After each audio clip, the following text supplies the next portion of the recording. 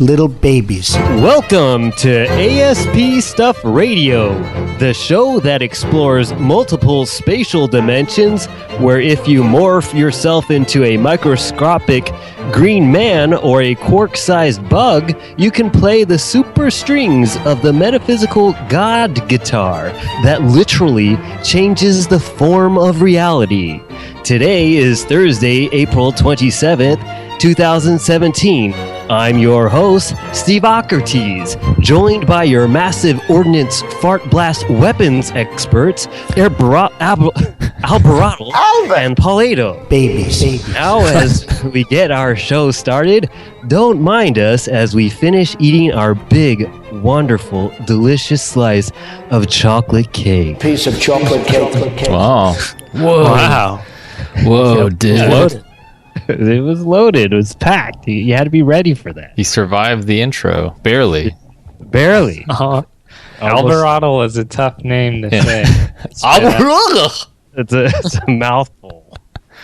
But yes, so I'm hosting from my bunker. Actually, I have a good microphone out of the bunker, so. Your bunker that's supplied with chocolate cake? Has chocolate cake. That's the only thing that we have. They feed us here. Delicious and wonderful. While you launch weapons at foreign countries. And while you're eating and indulging your dessert, you're killing people. I have a laptop. If I press the space bar, it starts launching fart and chocolate cake. And wonderful, delicious chocolate cake. And from here, I can also observe multiple dimensions. Pull a baby out your ass! Whoa! What was that one?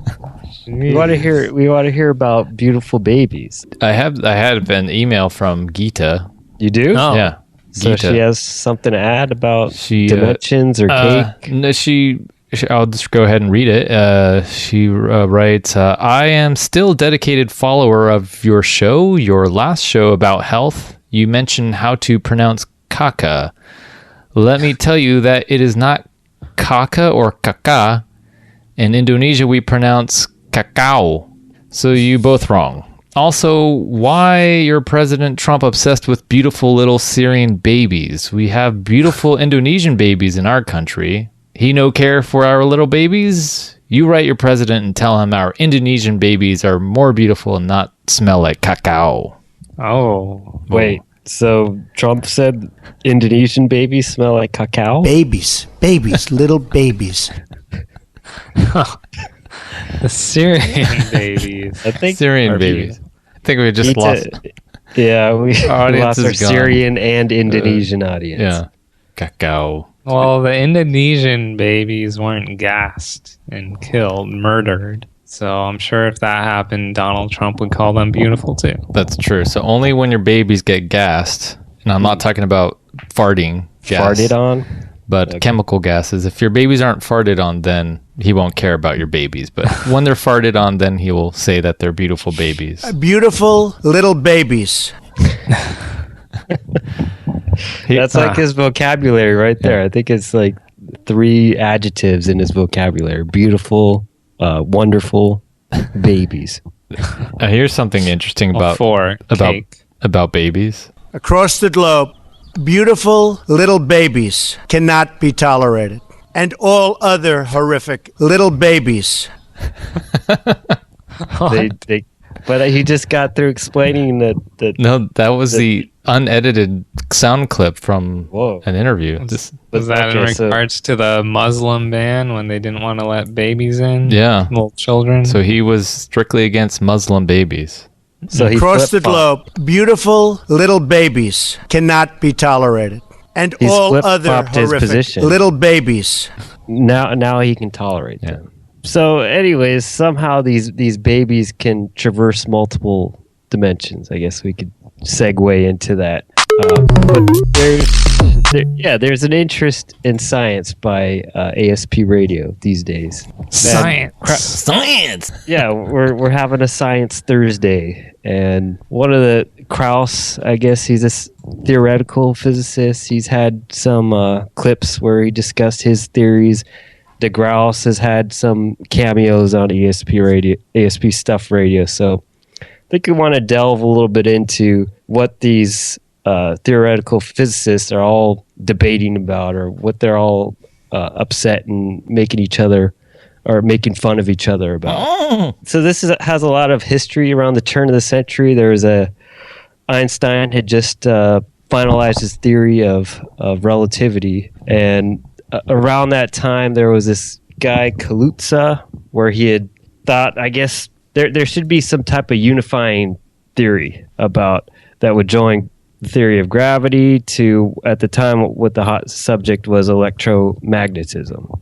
So they had all these equations of relativity that kind of explained quantum mechanics and the movement of objects, but it didn't quite link up with electromagnetism. So you're having some problems with your electromagnetic energy field in your microscope. Yeah. So with that being said, Newton had a theory of how objects moved, and Einstein had a theory of how objects moved, but he realized he realized that Newton's theory kind of broke down with smaller objects, sort of microscopic quantum particles. Einstein did. Yeah, Einstein saw that. But he was already done finalizing his theory of relativity. This guy Kalutza wanted to figure out, how does something like gravity reach millions of miles away and influence the Earth? And he figured out, from what Einstein had figured out, that you can actually, gravity has an influence on space itself. Objects actually, their mass curve the space medium. So if you can imagine, with the sun, it produces a valley within space itself. So there's actually a fabric to space. It's not just some vacuum. It's actually, you could picture it as a piece of cloth. If you put something, a weight or rock on cloth, you notice that it dips into it. So just like with that, the space will dip into it. Anyways, we have a few clips that kind of get into it. This guy by the name of Briane Greene, he's a theoretical physicist from Columbia University. And he explains it a little bit better with the assistance of Alberotle. We can play one of the clips that kind of gets into Kalutza's curiosity of how gravity might work.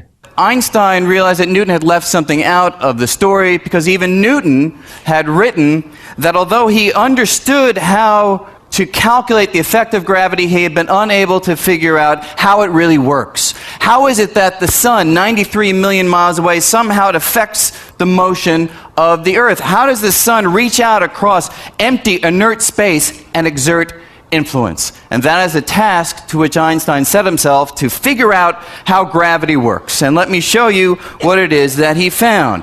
So Einstein found that the medium that transmits gravity is space itself. The idea goes like this. Imagine space as a substrate of all there is. Einstein said space is nice and flat if there's no matter present. But if there is matter in the environment, such as the sun, it causes the fabric of space to warp, to curve, and that communicates the force of gravity. Even the Earth warps space around it. Now look at the moon. The moon is kept in orbit, according to these ideas, because it rolls along a valley in the curved environment that the sun and the moon and the Earth can all create by virtue of their presence. So you guys can kind of understand that concept of, the sun or whatever object kind of being producing a valley, or sinks into, you can picture it sinking into a lake or a piece of cloth, right?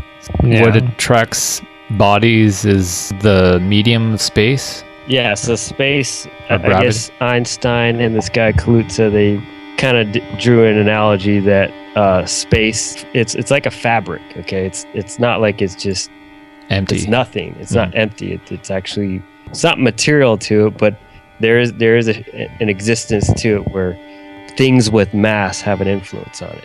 And they can trap nearby objects into this indentation that they make. Exactly. So the larger the more massive the object, the larger the valley or the dip. So these objects will start to roll towards it, so to speak. They won't ever roll all the way into it.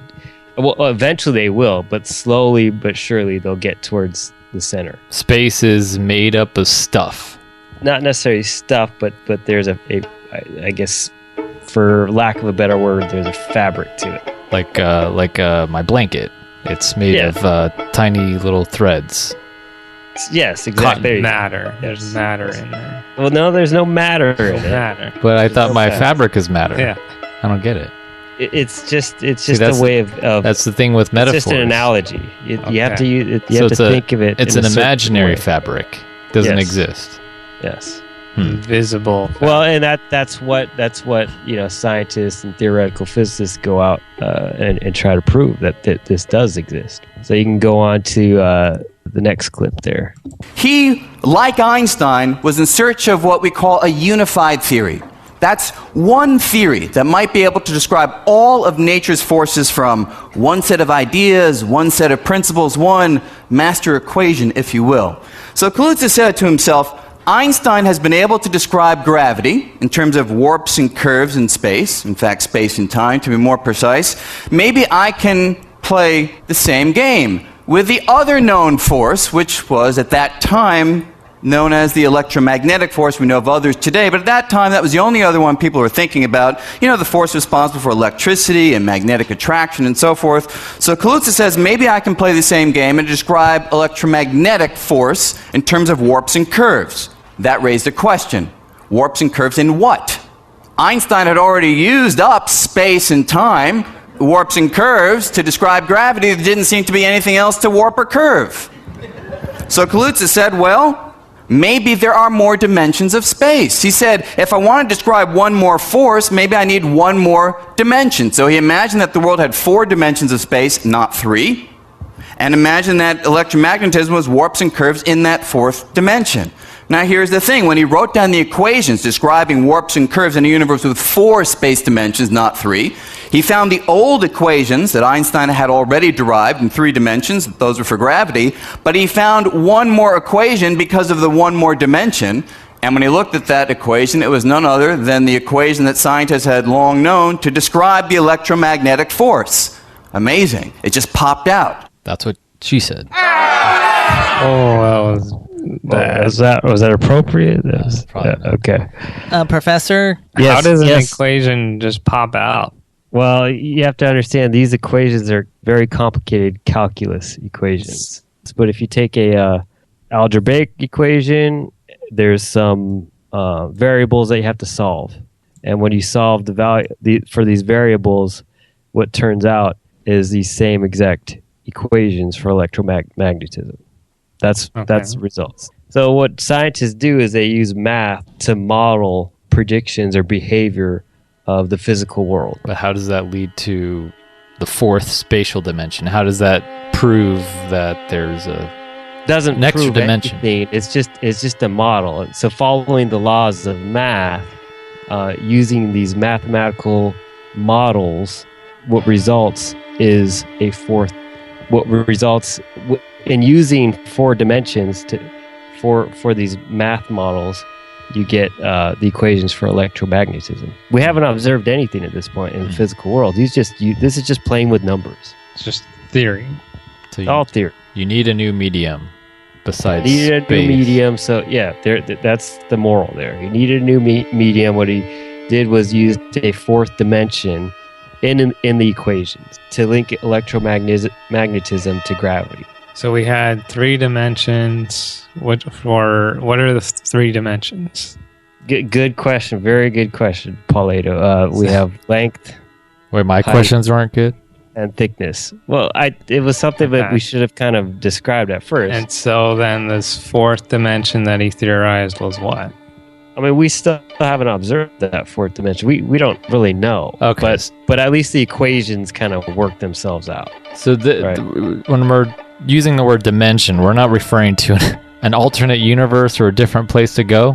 We're just talking about direct. Not right now. We're just talking about equations, and we haven't gotten into it, and we'll get there. Okay. But and I always go back to Mario Brothers when we first played it on the great Nintendo Entertainment System, this 8-bit system.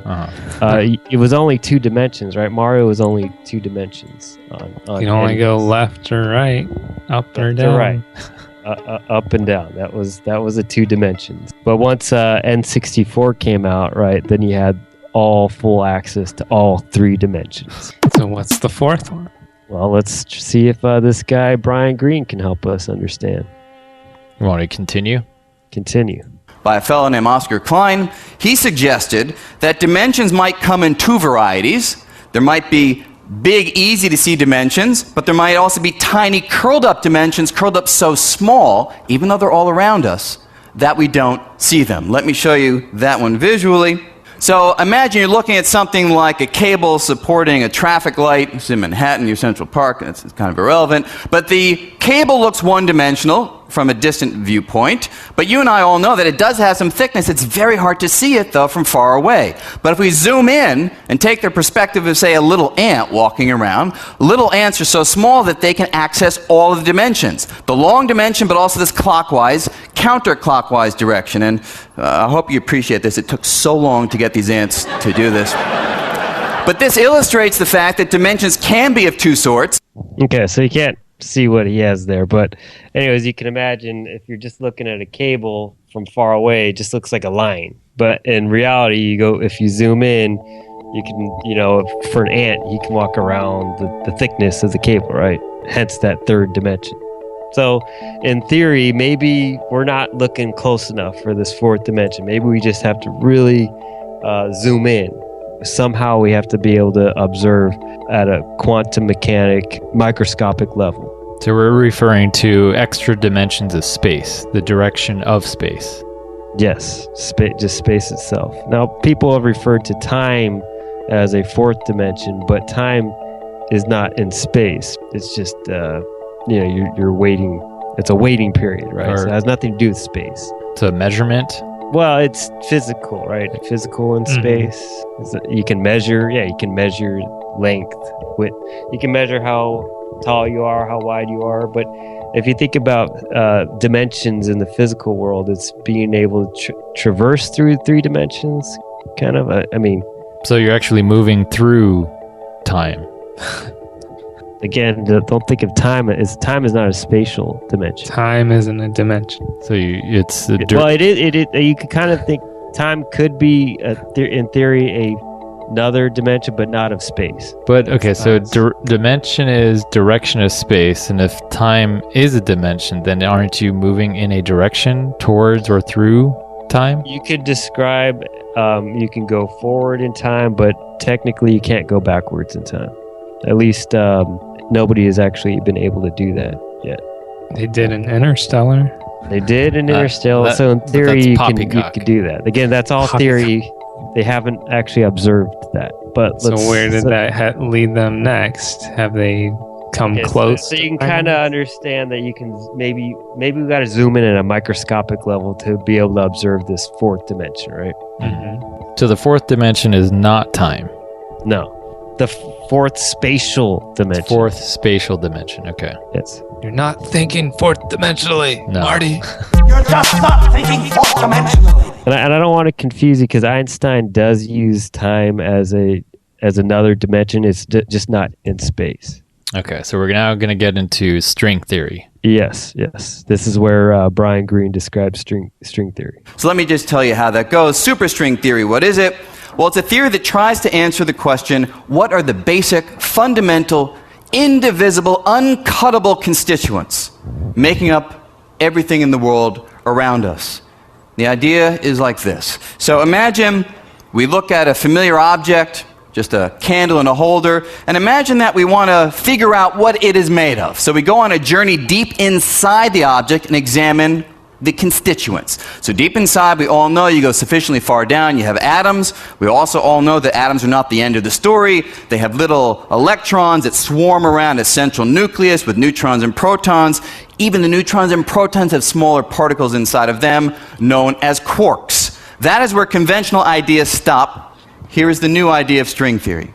Deep inside any of these particles, there is something else. The something else is this dancing filament of energy. It looks like a vibrating string. That's where the idea string theory comes from. And just like the vibrating strings that you just saw on a cello can vibrate in different patterns, these can also vibrate in different patterns. They don't produce different musical notes. Rather, they produce the different particles making up the world around us. So let me get this straight. there's something smaller than the atom and subatomic atom. So yeah, he was referring to quarks as being particles that make up protons and neutrons, which are in the nucleus. So the constituents of protons, which is a subatomic. The constituents of quarks of a subatomic particle. Okay, so the constituents of Yes. a proton are those things called quarks. Yes. So within those quarks, there are Yes. vibrating strings. Yes, and I have to apologize to Paulato. You can't see what these strings look like visually, but they're actually circular strings, so they form a loop, and they're just kind of chaotic loops that just kind of shake or vibrate. Like spring or coils. Yeah, like coils. Yes. So what does that tell us? What does They're that vibrating? Well, so what that means is depending on how they vibrate, and he did the musical analogy. I think he was talking about notes. Just in the same way, I had that analogy of guitar strings earlier on. Depending on how fast these strings vibrate, you'll have different particles. So So different ways frequencies, different vibration frequencies will lead to different particles. So you can actually create new matter. Let's not get there yet. Let's Don't not play God. Let's not play God right now. We're not playing God. We're just making observations. I'm just saying, if you tinker around with these strings. Right now we can't do that. So we're jumping ahead? Let's jump. Let's not, yeah. So so you can observe these little particles. Well, we haven't even observed it. This is just a theory, right? Poppycock. We haven't theory. observed. We've only observed the quarks. Yes, exactly. We've only observed the quarks. We have not observed these strings. So we just are assuming or theorizing that there are these little strings vibrating. Yes, we're just theorizing it because even the equations. Remember, we alluded back to those. Let's allude back to those equations because the math kind of works out when you add these extra dimensions. Okay, So the math tells us that there could be these strings. Yeah, and at this point, the string theory had nothing to do with multiple dimensions. These were other people. They came up with some other oddball, weird proposal here, which had nothing to do with extra dimensions at the time. This is around, what was it, 1950s or something. So they weren't even looking for another dimension, but they were. You get back into the math. The theory was sort of the theory of the multiple dimensions had just kind of died off because they weren't making any multiple dimension observations. So the idea is that everything is composed of indivisible, uncuttable things. There you go. And strings is the most basic so far. That's a theory. The theory. Right? What about gluons? Does that have anything to do with quarks and strings? Yes, gluons is a type of quark. Oh, it's a type of quark. Okay. Yes. Should I continue with? Continue. Are responsible for all the richness in the world around us. And there you see unification, because matter particles, electrons and quarks, radiation particles, photons, gravitons, are all built up from one entity. So matter and the forces of nature all are put together under the rubric of vibrating strings, and that's what we mean by a unified theory. Now here is the catch. When you study the mathematics of string theory, you find that it doesn't work in a universe that just has 3 dimensions of space. It doesn't work in a universe with 4 dimensions of space, nor 5 nor 6. Finally, you can study the equations and show that it works only in a universe that has 10 dimensions of space and 1 dimension of time. It leads us right back to this idea of Kalutza and Klein that our world, when appropriately described, has more dimensions than the ones that we see.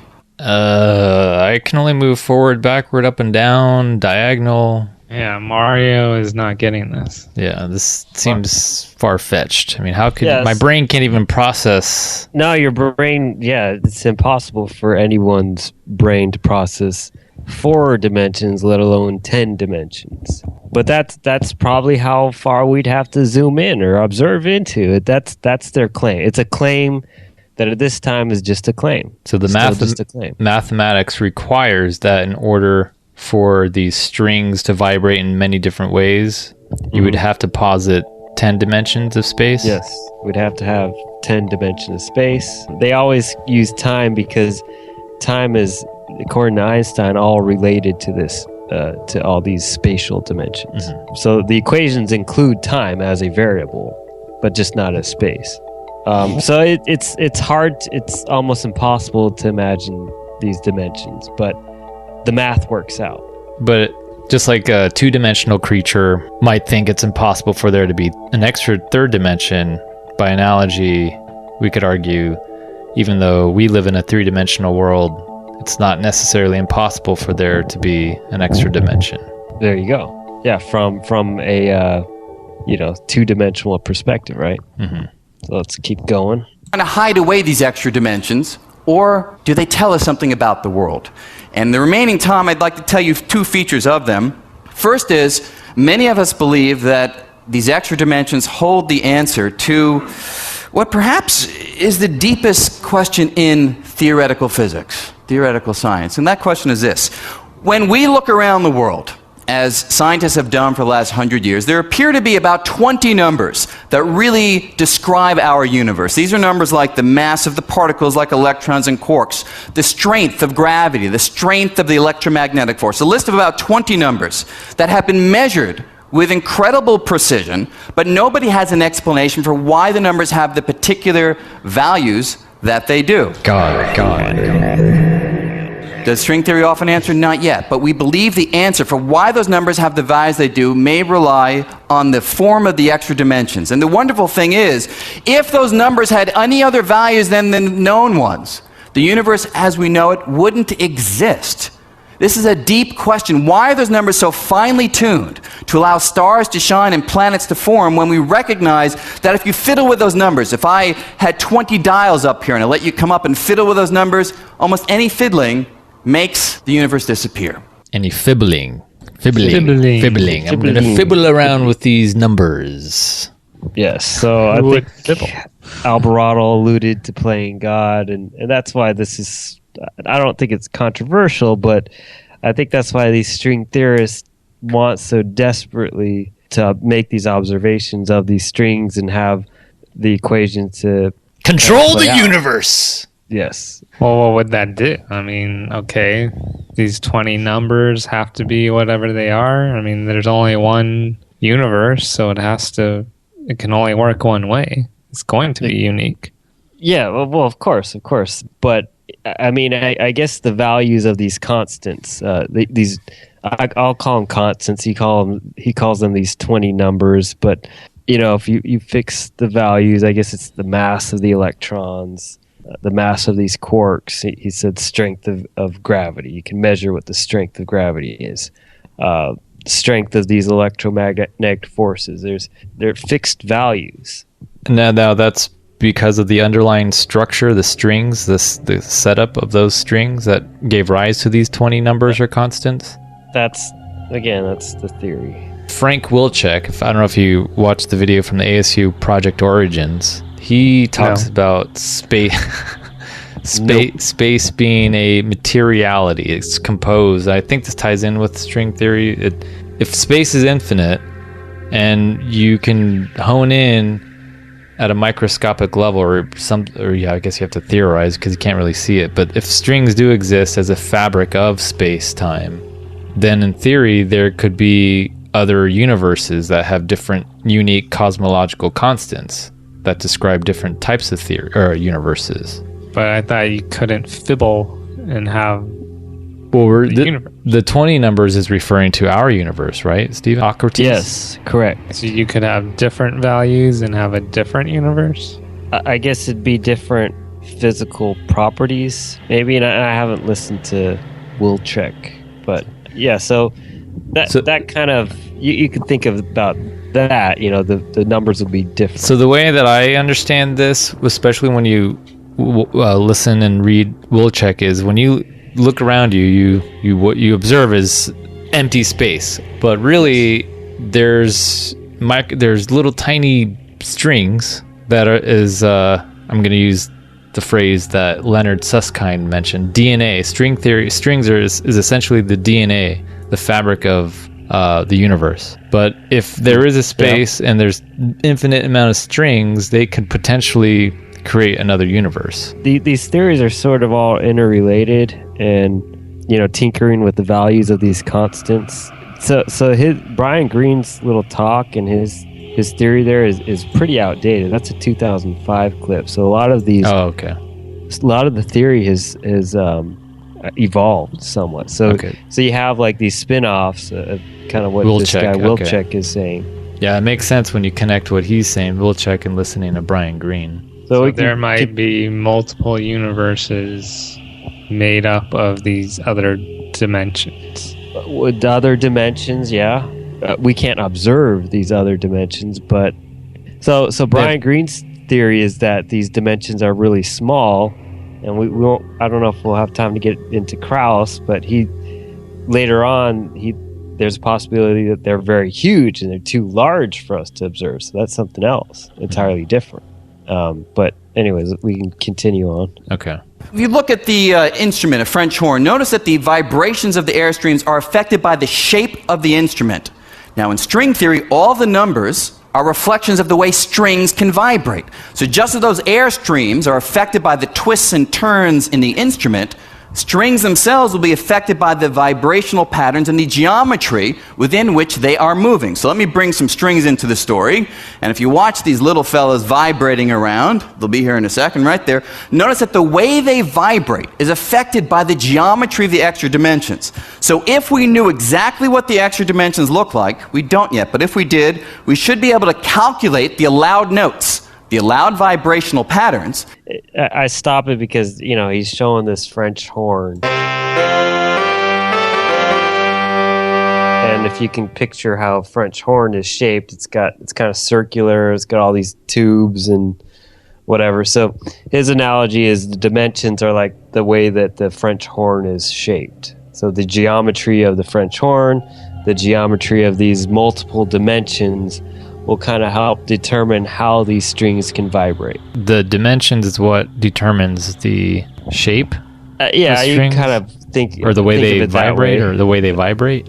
The way they vibrate, or how they can vibrate, or the limitations to their vibrations, I guess. Or they determine or constants. They'll help determine... Yeah, exactly. There's more of the analogy. Like the value, those 20 the weight or the mass of electrons, protons. Yeah, those are one of part of the 20 fundamental constants. And you could, I didn't Google this because I didn't really have time, but you can look up what these 20 fundamental constants are.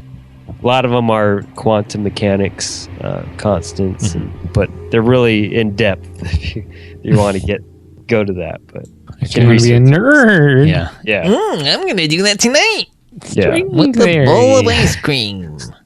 So if you put the last clip here, kind of draws a connection to this Large Hadron Collider we kind of talked about a couple times in our past podcasts. In CERN, Geneva, Switzerland, a machine is being built called the Large Hadron Collider. It's a machine that will send particles around a tunnel opposite directions near the speed of light. Every so often, those particles will be aimed at each other so there's a head-on collision.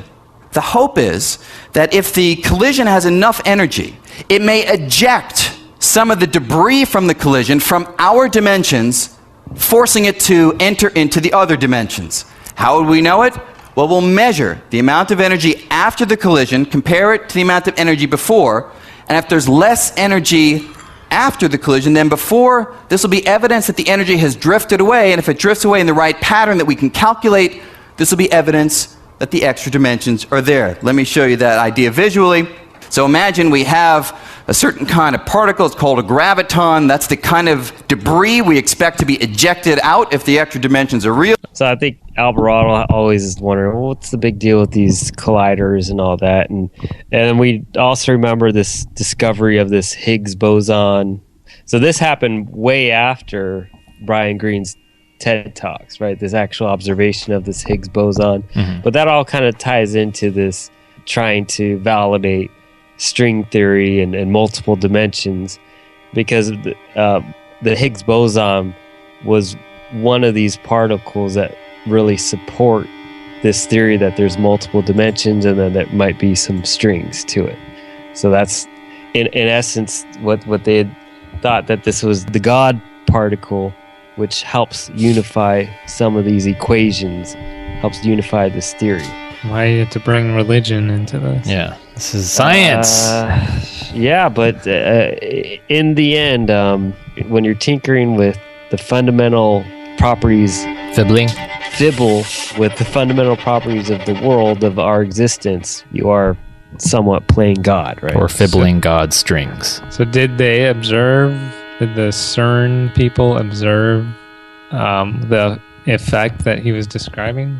I don't think it was the end all to unifying all these equations in this theory, but I think it was another step towards finalizing this theory. But they did see energy disappear.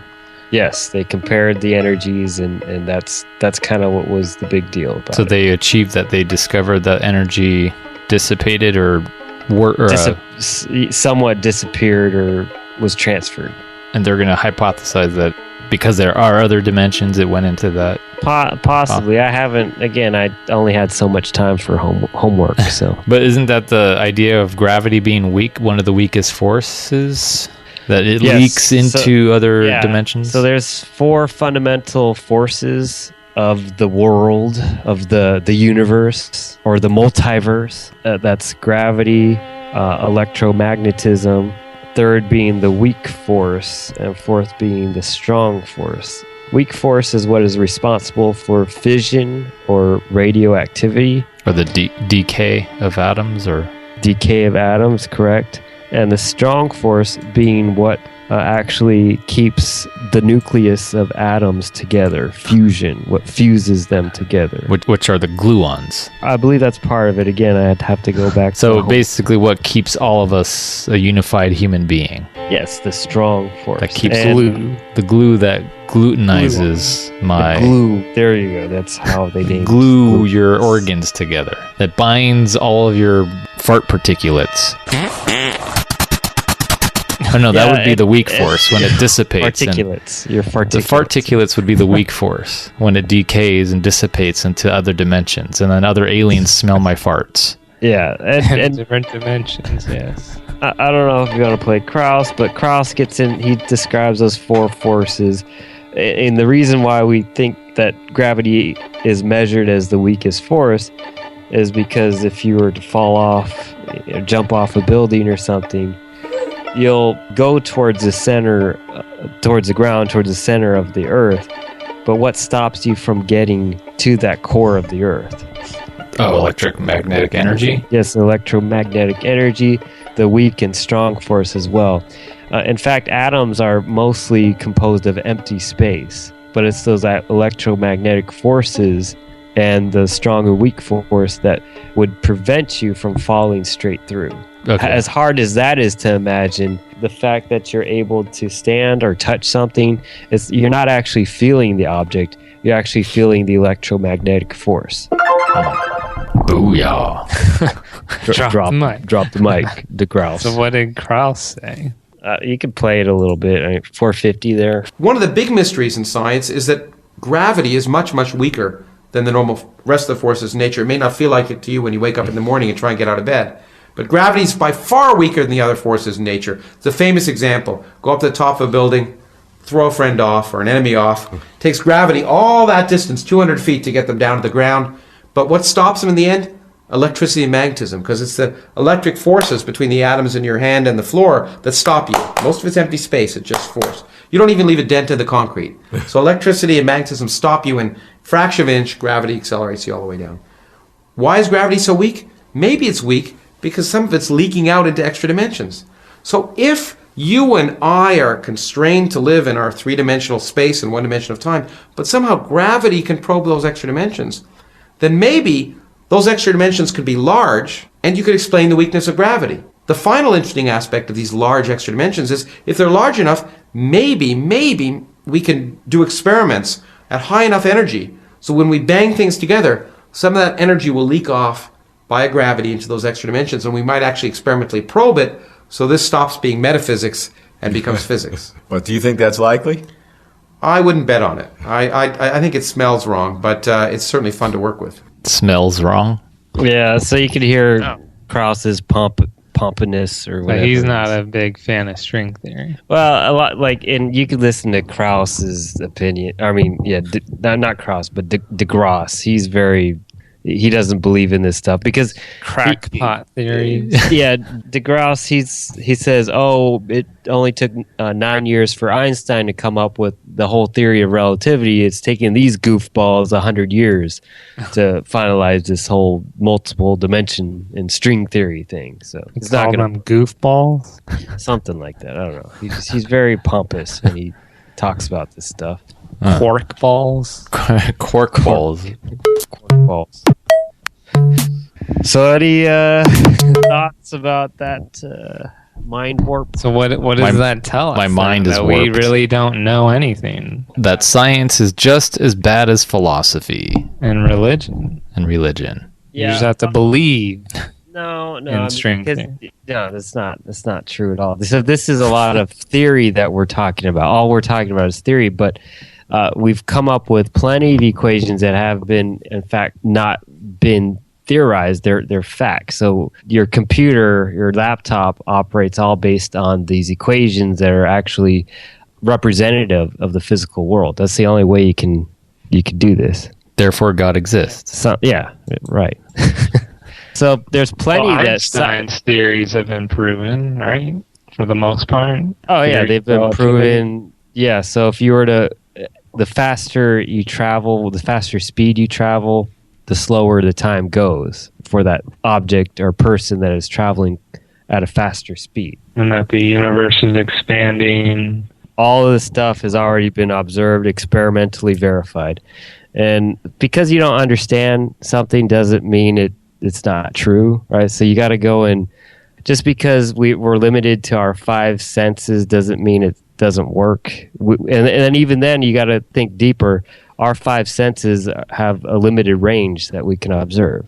So scientists use tools, instruments to help them make these measurements. They don't go off their limited five senses. Does Krauss have a better theory than string theory to explain how everything works?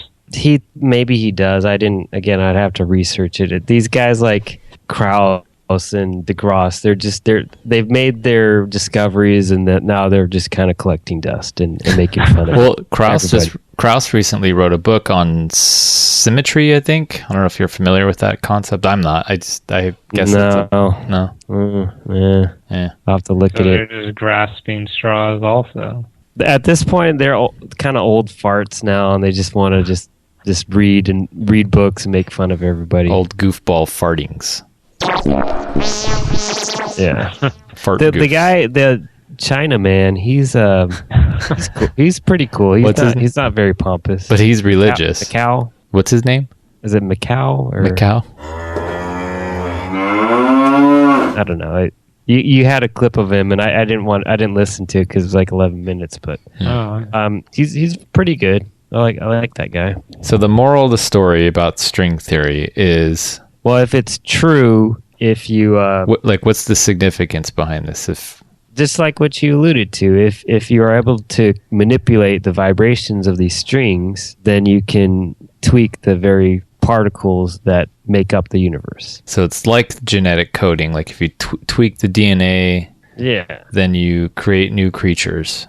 That's the implications, correct? So you can modify universes. And there you go. Now you're thinking. You can alter the rate of gravity. You can alter reality, shape it differently as how you want. Beautiful piece of chocolate cake. So as we have listened to, beautiful little babies. Beautiful piece of chocolate cake. Everything's beautiful. As a segue, we know that our current president, he has a vast knowledge and respect for science. His scientific approach for freeing our world from chemical weapons is to launch explosive diarrhea weapons at scientifically based locations. So he is confident in his approach that he is justified to have these attacks. And while he was, I guess, talking to the media, he had this delicious slice of big, beautiful chocolate cake. This is when he was talking about why he launched these Tomahawk missiles into Syria. Was there a reason why he took out a slice of cake? He was enjoying it with the Chinese prime minister or president or the Chinese president and Mar-a-Lago eating while he was golfing. The most beautiful piece of chocolate cake you've ever seen. We know Trump. He has a lot of weapons that are part of his arsenal. I'm going to give you guys an opportunity to help just name some of these weapons. One of the weapons that he dropped was the Moab. What is the Moab? Mother of all bombs, MOAB. It's the massive ordnance air blast. Which is a cousin to the MOFB. The massive ordnance fart blast. Yeah, they're related. The fart blast is actually a little bit more powerful. Yeah, very potent. Kill them with those gases. So one of the weapons that are part of his arsenal is a TTWCS, T-Twix, as pronounced, the Tactical Tomahawk Weapons Control System. But in the military, some of these acronyms tend to get twisted around. Yeah. Does anybody want to guess what a TTWCS? So you could take a whack at maybe a couple of the letters. TTW. TTWCS. I have no idea. Tantalizing wet crap. Close. It's actually Titanic Transmitted Watery Cacao System Streams. Titanic Transmitted Watery Caca Streams. That's hardcore. Okay, Yeah, so that's what it really is. All right. So he also has these ERGM, ERGM arsenal, extended range guided missiles that you can use. ERGM. Any what is it called in the military lingo? Eerie red gross mother.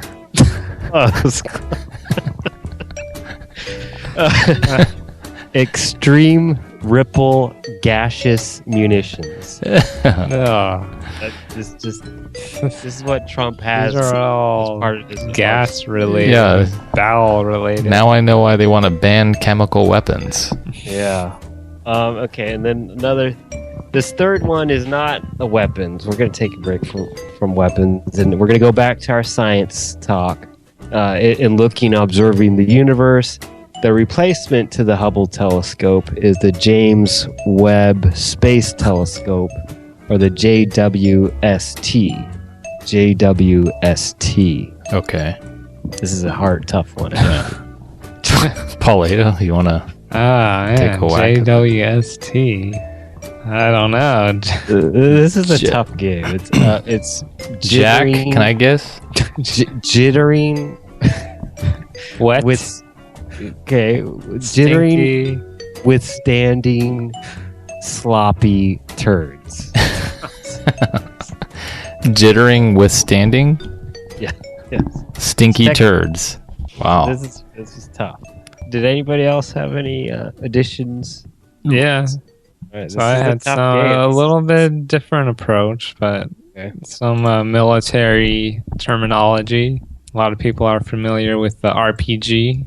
Role-playing game. The rocket-propelled grenade. Oh, that one. Yeah, of course. I gotta forget. So that could be, it could be rigorously passing gas. Or for Trump, a lot of people don't know, he did go by RPG in college. Racist, pompous grouch. Oh, dang. That's harsh. Ouch. Babies, little babies. Okay, That's he's not cool. racist. And there's we've heard of the term AWOL, right? Yes. AWOL, absent without leave. You're right. Yeah. Common military issue. But Trump likes to use AWOL this way. A wall obstructing Latinos. That's a good one. I like it. Those are good. Yeah. And finally, we did, like Alberotle mentioned, there's the Moab, right? The mother of all bombs. But Trump prefers the Moab CC. Oh, Moab CC. Yeah, what do you think the Moab CC is? Moab. So MOA. More mother of all caca. It's a different type of Kakakulu.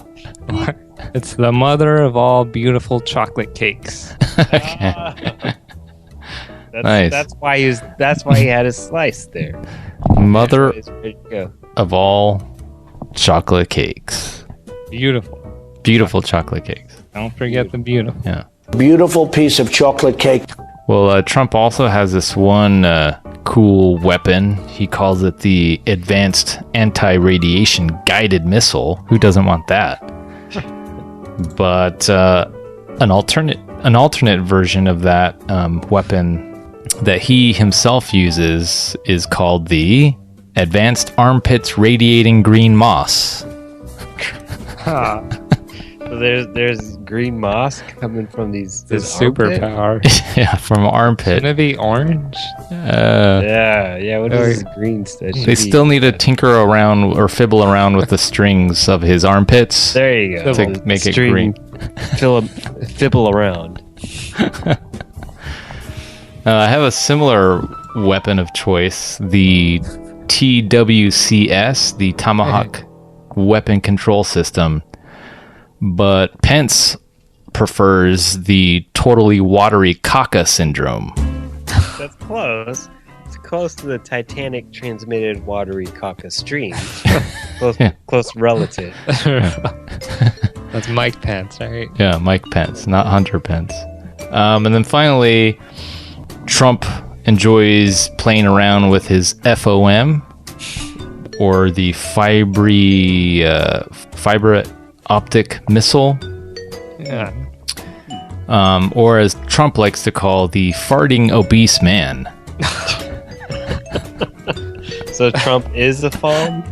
I did notice Trump is increasing in weight, in mass. He's the picture of his rear end entering the plane. Yeah, he's What? I missed that. He's warping space-time. Oh, man. He's warping with his farticulates. Yeah.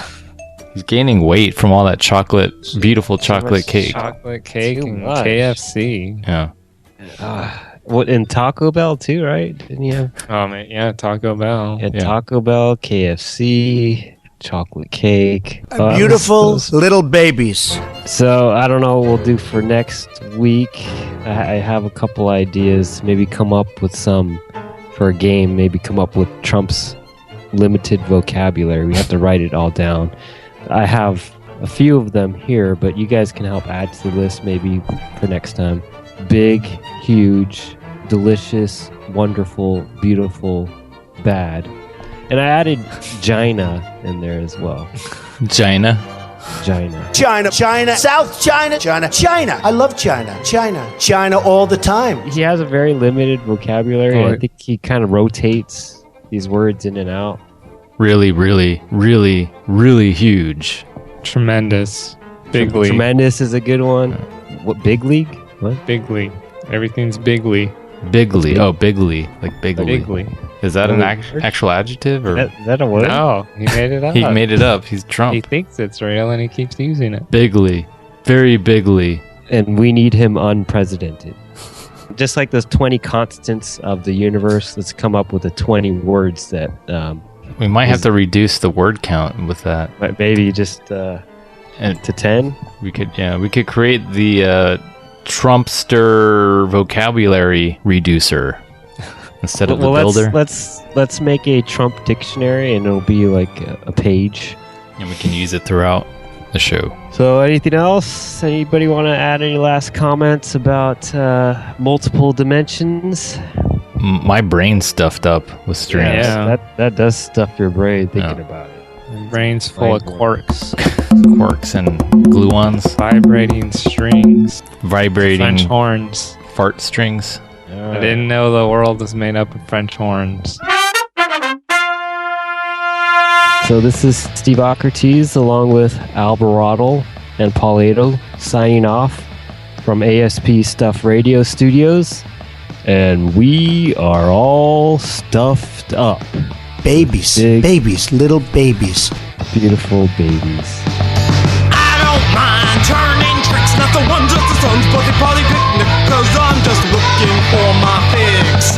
I'm sorry if that makes you cringe, it's a disappearing act with my syringe, cause I got a wicked heroin binge. Don't ask me for white rabbits, cause I'm only dealing horse. So easy to form a habit, wave a wand and mumble, you got a score.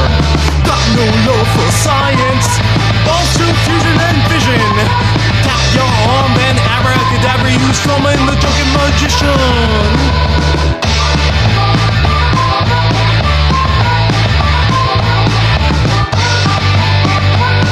Stole the stereo, stole the TV, but my transaction needed no money.